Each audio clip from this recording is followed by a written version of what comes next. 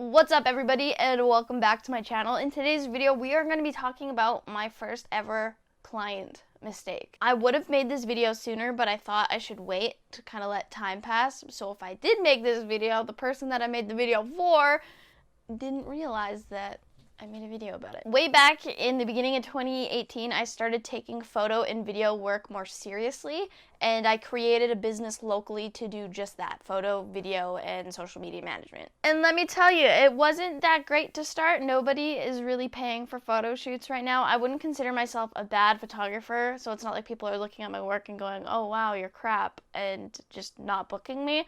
It's just a really hard and saturated market where I am, and I haven't really learned how to market myself outside of that yet, but that's not what the story is about. My first client that was over $100, I think was $250, $300, and he wanted a video done. He wanted a specific style of video done for hockey, and, you know, it was, interesting. The video idea and the concept itself was really cool. I was really excited to make the video, but the style of video that he wanted, I knew personally I wasn't able to do it, and I told him multiple times, like, you know, I'm not going to be able to do it quite like that, but we can have our own twist on it, and we'll see what we can do. And he was totally okay with that, and we started filming, and to make hockey videos in the spring is a little bit more difficult because the ice in the ice rinks tend to not be a thing near the end of spring and summer, especially in, like, small towns, because they don't run hockey year-round. At least I don't think. But the rink we first went to didn't have any ice on it, and I think was done for the summer. The first rink we went to didn't have ice, but we recorded a lot of the cinematics, and that was good, all fine, all dandy, and I was feeling really good about this project. Nothing was in my way quite yet, and I was just super amped about this project. The second rink we went to had ice. We did some filming, but he decided that he wanted more footage, so we booked a third ice time. And where I live, I don't live in, like, the main city, Edmonton. I live about 40 minutes to an hour away from Edmonton, and there's a bunch of surrounding little towns and cities. So we had to travel to 3 different towns and cities to do this. So on the third rink, we were kind of setting it all up, and the first time we talked about it, he did mention PM. That's a good key for this story. He mentioned PM, and we booked it, and I was super excited. And then the day comes around. I got up super early because he said 6 o'clock. And the night before, okay, so it's a my mistake and a his mistake all in one kind of thing. I don't want to blame him, but I also don't want to take full 100% blame. But I'm an idiot and I didn't clarify it. And then, yeah, anyway.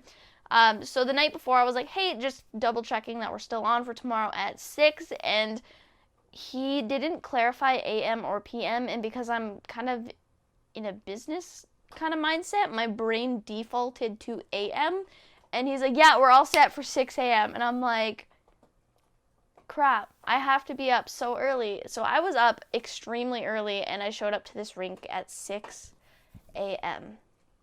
and it was supposed to be PM. You guys are probably thinking, like, wow, that's actually not that bad of a client mistake, just come back later. I had to travel like an hour to get where I was going.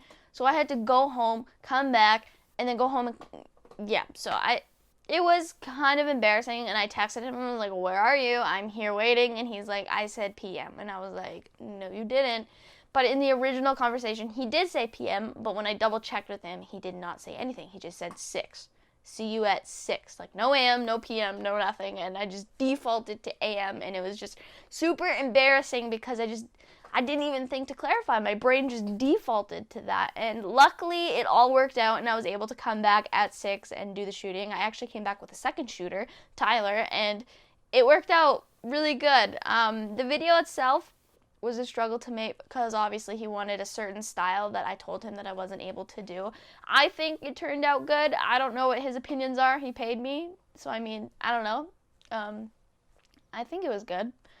I'll put the video at the end of this one so you guys can see the project that I was working on, but it was overall a good experience for me to learn in that way because I made a mistake. It didn't ruin the project. It just made me feel like an idiot, and it made me kind of read messages and kind of communicate a little bit better from that point on. And thank God that was like one of the first projects I did, so I had time to like, oh, I'm sorry, and just kind of get my shit back together. And the biggest thing with starting my own business that I was worried about was actually making mistakes. So making one kind of off the rip like that didn't feel that great.